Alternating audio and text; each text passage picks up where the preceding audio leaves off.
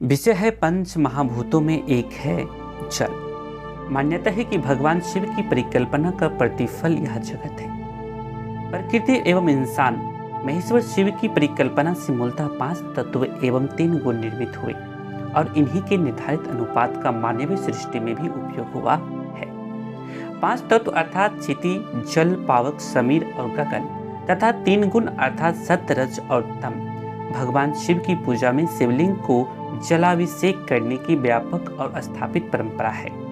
तंत्र जगत यह मानता है कि शिवलिंग पर जलाभिषेक व्यक्ति की कामनाओं की पूर्ति करता है। शिवलिंग में क्षिति तत्व है। जल तत्व क्षिति तत्व से सूक्ष्म है। शिव भाव से शिवलिंग पर जलार्पण ऐसी तरंगें पैदा करता है जो पात्र को प्रभावित करता है और वह पात्र इच्छा के अनुरूप कामनाओं की पूर्ति भी प्राप्त कर लेता है। यह तो विदित है कि ज्योतिर्लिंग में अग्नि तत्व की प्रधानता होती है। ज्योतिर्लिंग 12 माने गए हैं। 12 की संख्या को 9 से गुना करने पर 108 की संख्या आती है, या 108 में 9 से भाग देने पर 12 की संख्या आती है। मंत्रों के जप में 108 की संख्या निर्धारित है जो जपकर्ता को प्रभावित करता है। 9 अंक का अर्थ हुआ 5 तत्व, 3 गुण और 1 ईश्वर। 108 को 9 बार विभाजित किया जाए तो 12 की संख्या आती है। शिव भाव से ज्योतिर्लिंग का पूजन एवं लंबे क्षेत्रफल को प्रभावित करता है। पात्र तो प्रभावित होते ही हैं, सृष्टि जगत पर काल और स्थान का प्रभाव होता है और व्यक्ति के पारबद्ध कर्म के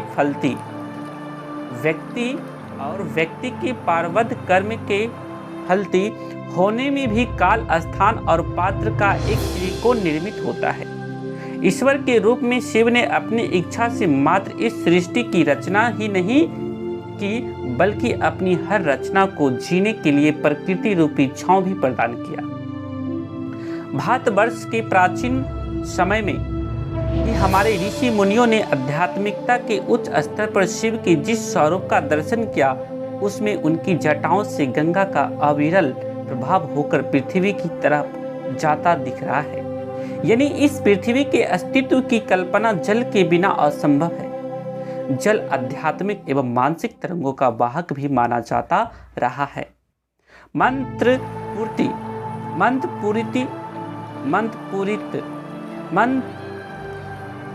पूरित जल से स्थान और पात्र दोनों को पवित्र करने की पुरानी परंपरा रही है। जल हमारे लिए ईश्वर का रूप है जिसका हमारे जीवन की हर जरूरत में विशेष महत्व है, चाहे वह भोजन हो, प्यास हो या फिर पूजा की अनेकों विधियां।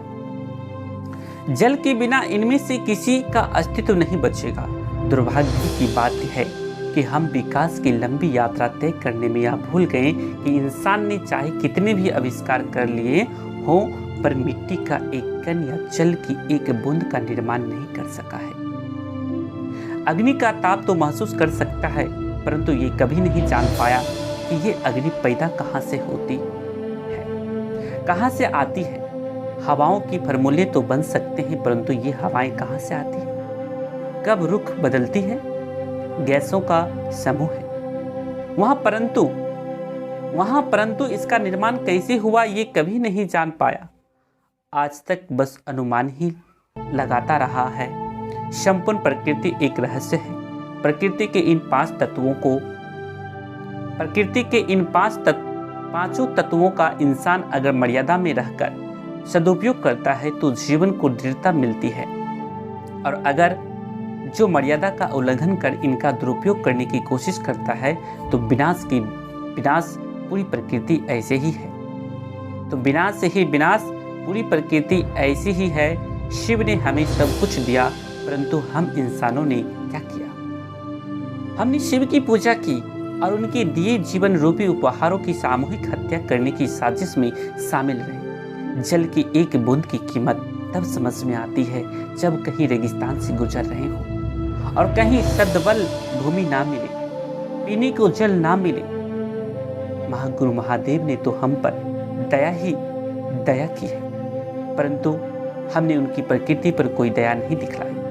हम उनका दोहन करते नहीं थकते, और जब विध्वंस आता है तो दोषी भी प्रकृति को ही ठहरा देते हैं। हमारे इन अपराधों की क्षमा क्या शिव के पास भी है? कहते हैं ना, क्षमा जिसे कर सके ना तुम भी, हो गई कोई ऐसी भूल, आने वाला समय खतरनाक बदलाव की तरफ इशारा कर रहा है। कहाँ रुकेंगे हम? पूरी प्रकृति विषाक्त हो रही है और हमारी राक्षसी प्रवृत्ति उसमें निरंतर वृद्धि किए जा रही है। पृथ्वी का लगभग 3/4 भाग जल से घिरा हुआ है, किंतु इसमें से 97% जल खरा है जो पीने योग्य नहीं है। पीने योग्य जल की मात्रा सिर्फ 3% है। इसमें भी 2% पानी ग्लेशियर एवं बर्फ के रूप में है। मात्र 1% जल ही मानव के उपयोग हेतु उपलब्ध है। प्राकृतिक आपदाएं बार बार इशारा कर रही हैं कि सावधान हो जाएं हम। प्रकृति हमारा विध्वंस नहीं करना चाहती, शिव की रचना किसी का अहित नहीं चाहती। प्रकृति हमें अपने आंचल के सुरक्षित घेरे में जीने देना चाहती है, परंतु संतुलन के साथ हमारे शिव भी तो असंतुलन पसंद नहीं करते। परंतु संतुलन के साथ हमारे शिव भी तो संतुलन पसंद नहीं करते। शिव की रचना किसी का अहित नहीं चाहती। प्रकृति हमें अपने आंचल के सुरक्षित घेरे में जीने देना चाहती है, परंतु संतुलन के साथ हमारे शिव भी तो असंतुलन पसंद नहीं करते। अगर हम सचमुच शिव को चाहते हैं तो हमें उनकी समस्त रचनाओं को सम्मान देना होगा, उनकी परवाह करनी होगी। इसको आत्मसात करना होगा कि जल की एक बूंद भी अमृत है जो जीवन में प्राण फूंकती है। इसको हलाहल बनने से रोकना होगा।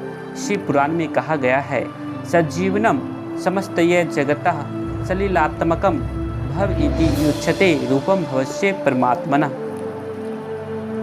भाई बहन, आप सभी को मेरा प्रणाम। ऐसे ही वीडियो के लिए यूट्यूब पे हमारे चैनल को शेयर, सब्सक्राइब एंड लाइक